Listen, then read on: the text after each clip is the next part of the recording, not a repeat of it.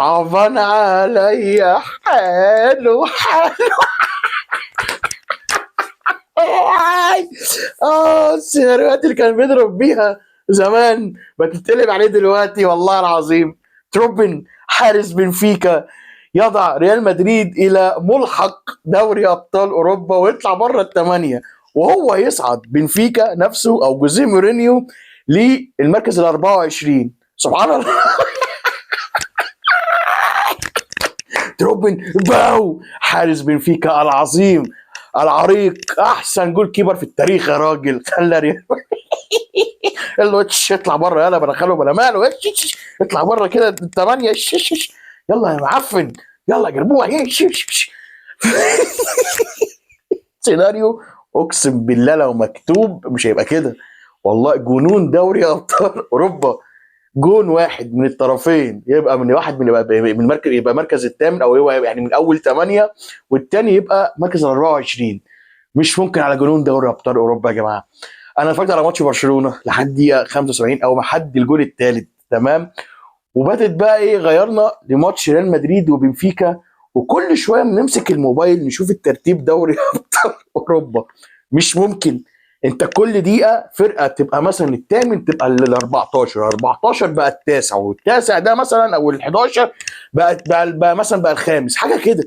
دوري ابطال عجيب وغريب والامتع في تاريخ دوري ابطال اوروبا. اعتقد ان مفيش دور مجموعات او النظام الجديد ده يا جماعه احسن بكتير قوي، وادى فرص يعني لانديه كتير قوي، حق لكل الفرق ان هي تطلع يعني لاخر ماتش او اخر نفس انت تلعب كوره. مثلا هتلعب 6 ماتشات فانت صاعد ان انت تبقى الاول يعني انت كسبت مثلا 3 ماتشات خلاص انت تصعد، تمام. ال3 ماتشات التانيين بيبقوا بقى ميتين وبتاع. لا، انت دوري ابطال اوروبا الموسم الثاني على التوالي، ان ده انجح دوري ابطال او انجح نظام اتلعب بامانه، ان كل المطوشه على نار وان مفيش فرقه ضامنه مراكزها.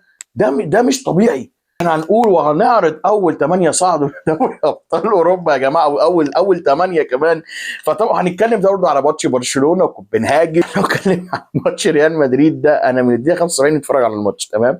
ريال مدريد عايز يجيب التعادل و3-2، ومورينيو طبعا ان هي اصلا الضربه تيجي من مورينيو اللي هو بيحب ريال مدريد، فدي في حد ذاتها اصلا قاتله قاتله. واول مره في حياتي اشوف ريال مدريد يخش فيها جول في اخر دقيقه، في الدقيقه 97 دي بقالي مش يعني ما شفتهاش او مش متذكرها، وتيجي من جول كيبر، تمام. وفي الاول وفي الاخر ريال مدريد هياخد ال 16 وهيبقى المرشح الاول للبطوله، شئت ام ابيت. ليه البطوله بتحبه، تمام. فما علينا.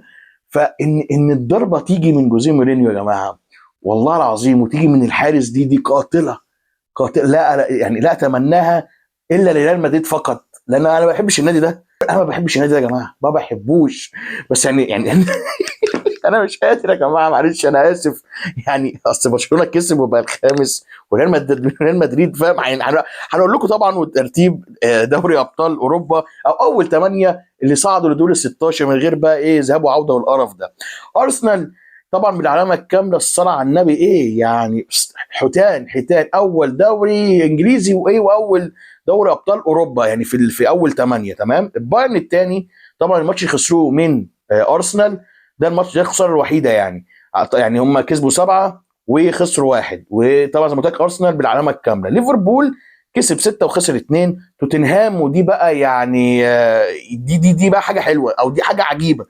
دي برضه من ميزه دوري ابطال اوروبا، ان توتنهام مثلا في الدوري الانجليزي بيتعثر كتير. توماس فرانك اصلا عايزين يمشوه بس هو مركز الرابع، فدي حاجه طبعا يعني عظيمه جدا. ودي الميزه بتاعت دوري ابطال اوروبا بالنظام الجديد، كسب 5 تعادل 2 وخسر 1. برشلونه كان داخل الماتش ده يعني المركز التاسع، تمام. وفجاه بقى مركز ال 14، كسب بقى مركز الخامس. برشلونه يعني كسب 5 وتعادل ماتش وخسر ماتشين، والماتش النهارده كسب بفوره يعني 4-2، تمام. هو 4-1 سوري. ويعني هنتكلم عن الماتش طبعا، ده كان حاجه غريبه جدا. تشيلسي كان ثابت على وضعه، كان اعتقد كان العاشر بقى السادس. 5 ماتشات كسبوهم، خسروا 2 وتعادلوا 1. سبورتنج لشبونه كان ال 12، تمام. كسبوا من هنا يا ريس، تمام، بقوا السابع. السيتي كان برضو كان السابع، كان السابع والسادس حاجه زي كده، فجاه بقى الثامن، وريال بقى التاسع، انتر ميلان كان التاسع بقى كان التاسع بقى العاشر. باريس سان جيرمان كمان لو كان كسب كان هو اصلا هيبقى مكان اعتقد سبورتنج لشبونه، اعتقد هيبقى مكان سبورتنج لشبونه. ونيوكاسل كمان، نيوكاسل وباريس سان جيرمان كان ممكن حد فيهم كان يكسب، كان هيصعد من اول 8. فهي اصلا بطوله غريبه وعجيبه. بنفيكا مع مورينيو بعد الماتش ده هيبقوا حاجه تانية، فرقه كانت اصلا بره 24 مركز، وفجاه الجول ده في اخر دقيقه بالسيناريو ده بقى هم هيصعدوا الملحق بتاع دور ال 16. الله يا جماعه، بطوله غريبه وعجيبه لنظام انا بحبه وانا حبيته جدا، عادل لكل الفرق، اي فرقه تقدر تصعد، فده حاجه عظيمه جدا. يعني تشافي الونسو دلوقتي هيخمس تحت بيت بريز دلوقتي، بيجيب مكنه صيني واقول له هيشغل اغاني اوكا وارتيجا 2010. يعني ان شاء الله ريال نشوف كده على طول باذن الله. ولكن طبعا ريال مدريد زي ما بقول لك المره المليون هو في البطوله دي بقى المرشح الاول، هو حلو، هو وحش، هو مش عارف ايه البطوله بتحبه. ولكن نتمنى يعني ان هم ريال مدريد يعني من الدور الجاي بتاع دور ال 16 ده يخرجوا منه وخلاص، مش عايزين قرف. معلش يا جماعه، احنا بدات هي المين ايفنت بتاع البطوله، او المين ايفنت بتاع الماتش النهارده، او المين ايفنت بتاع الملحق دور ال 16 ده. طبعا انا يا جماعه كان لازم نبدا بالماتش ده. نتكلم على ماتش برشلونه معاكم حسين بن مهاجم. الفوره من كام؟ الفوره كانت من كام؟ من 5. 4 برشلونه، واحده كوبنهاجن. والناحيه الثانيه بتاعت ريال مدريد فكك منها خلاص، الفوره كانت من 6. اتكلمنا عليه في اول الفيديو وبتاع، فنتكلم على ماتش برشلونه. وده كان بالنسبه لي علامه استفهام على بعض اللعيبه. حتى لو انت كسبت بس انت مش مرشح ان انت تاخد دوري ابطال اوروبا بمنظر الدفاع ده، والمهاجم اللي اسمه روبرت ليفاندوكسا اللي انا اصلا ما بينه وما بينه مصانع الحداد بطريقه بنت كلب. انا ما بحبوش يا جماعه، يعني لا يعني انا لعيب مش المفضل بتاعي من الاخر ليفاندوفسكي ده. حتى لو عدى ارقام كريستيانو رونالدو وميسي السيزون ده، لو جاب لي 1000 جول مش مؤثر لعيب. يعني نيجي نتكلم على ماتش احسن يا جماعه. لو حسين بن الفوره من كامل، تعملوا لايك شير سبسكرايب في الجرس. يلا نبدا. برشلونه يفوز على كوبنهاجن 4-1. هم رقعونا اول جول في الدقيقه 4 بغلطه من ايريك جارسيا، تمام. دفاع ده ما ياكلش عيش. بالدي بكوندي بكوبارسي بجيرارد مارتن، دول يعملوا كوبايتين شاي وحلوين قوي. طبعا مع نظام ان هانز فليك بيلعب الدفاع المتقدم اللي هو خلاص بقى مهروش، فخلاص مش هينفع في دوري ابطال اوروبا. لعيبه برشلونه لحد دلوقتي لسه عندهم تروما بتاعت دوري ابطال اوروبا، اللي هي يعني هيخش فينا اجوان، اللعيبه ما بتبقاش واقفه على رجليها. اللعيبه دي عشان يعني تكسر التروما دي لازم تاخد دوري ابطال اوروبا. ولكن انا بقول لك حتى لو انت مركز خامس مركز سادس من ضمن الثمانيه يا عم اللي صعدوا، مش هتاخد دوري ابطال اوروبا. انت بس انت فرحان ومبسوط عشان انت صعدت، بس ده مش منظر فرقه تاخد دوري ابطال اوروبا يا جماعه. بامانه بالخط الدفاع ده وبالمهاجم بتاع اللي اسمه ليفاندوفسكي ده، بجد يا جماعه مش ممكن الثلاث الكور اللي ضيعهم منهم طبعا ضربه الجزاء اللي هي اصلا لحد دلوقتي مش عارف هي ضربه جزاء ازاي. الجول بتاع رافينيا اللي هي الجول الثالث ده، انا مش عارف ازاي اتحسبت ضربه جزاء. يا راجل ده بيستلم وبيشوط الهوا. بيضحكنا يا جماعه، بيضحكني والله. وبعديها طبعا او قبليها سوري في الشوط الاولاني الكره اللي جات له من يعني انفراده من المدافع بتاع كوبنهاجن، بيمرن الجون يا جدعان، بيمرن الجون والله. وكره ثالثه برده كذلك شبهها برده في الشوط الثاني، يعني هو اناني وخدها ليه، تمام، وفتح مساحه فضل ده لامين يامال بيشوطها برده. ويعتبر الكوره لو شوطها في اي زاويه لازم يشوطها في المدافع، تمام، لازم يشوطها في المدافع وخلاص. ليفاندوفسكي 3 اجوان رسميين، لدرجه ان هو اصلا يعني ضربه الجزاء دي هو اللي عملها، هي اصلا مش ضربه جزاء طبعا، يعني كميه يعني فاهم رياء ونفاق. احنا كلنا اصلا بنتفرج على الكره دي، هي مش ضربه جزاء يا جماعه، حتى اللي بيشجع برشلونه. فيعني ان رافينيا يخش عليها دي وهو اصلا مسدد الاول لضربات الجزاء، هو مش واثق من نفسه. دي كوره مش واحد عنده 38 سنه يا جماعه. لو في المواقف دي وفي الانفراد دي انا هجيب جولين على الاقل، او هجيب جون يا سيدي، لان الكور سهله جدا. دي مش هتجيلك في ادوار اقصائيه، لا دول 16 ودول 8 وهتسيب وهتلعب في ليفاندوفسكي. اسمع مني انا عارف بقول لك ايه. مشكله عندي ليفاندوفسكي، ومشكله اكبر حتى من غير بدري مالت. انت النهارده ان لامين يامال هو نجم اللقاء بالنسبه لنا في الشوط الاولاني بالذات، الوحيد المحرك في برشلونه، الوحيد اللي يا جماعه الكرييتيف في برشلونه. عكس بقى الشوط الثاني ان داني اولمو اوكي يعني بقى كويس وبتاع ماشي. رافينيا كان يعني نازل الماتش ده كان مستبح طبعا، بس عارف برضه رافينيا وجوده مهم وخطير، هيجيب جول، هيعمل حاجه. فيعني انا مش ممكن انا الشوط الاولاني هلاقي بس ان لامين يامال هو اللي مؤدي في ماتش انت محتاج تكسب فيه بسكور. فيعني مش ممكن يا جماعه، ما هي كل مره مش لسه متجرب النهارده اتسطرت.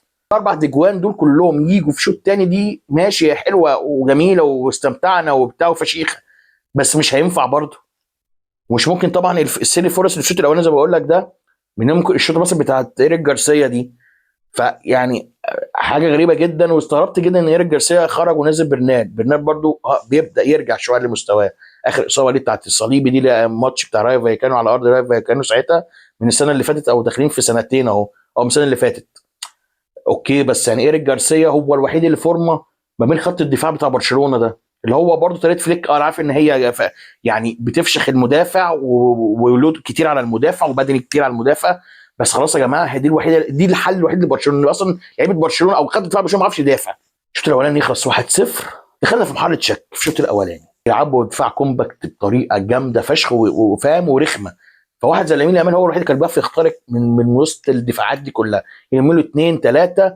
وطبعا لا كوندي هيعمل لك الزياده العدديه الهجوميه ولا حتى بالدي. فالشوط الاولاني يخلص 1-0 يا ريس. الشوط الثاني طبعا عشان داني اولمو فاق والدنيا مشت كويسه، باصه كوره حلوه جدا للامين يامال من ناحيه اليمين، كوره تولت من لامين يامال يبصيها ليفاندوفسكي كان عايز يضيعها. انا بقول لك ليفاندوفسكي كان عايز يضيعها. الكره كانت طبعا هي طبعا سهله والجول فاضي وبتاع، بس انا بقول لك هو عايز يضيعها عشان يبقى يجيب سوبر هاتريك ضيعها.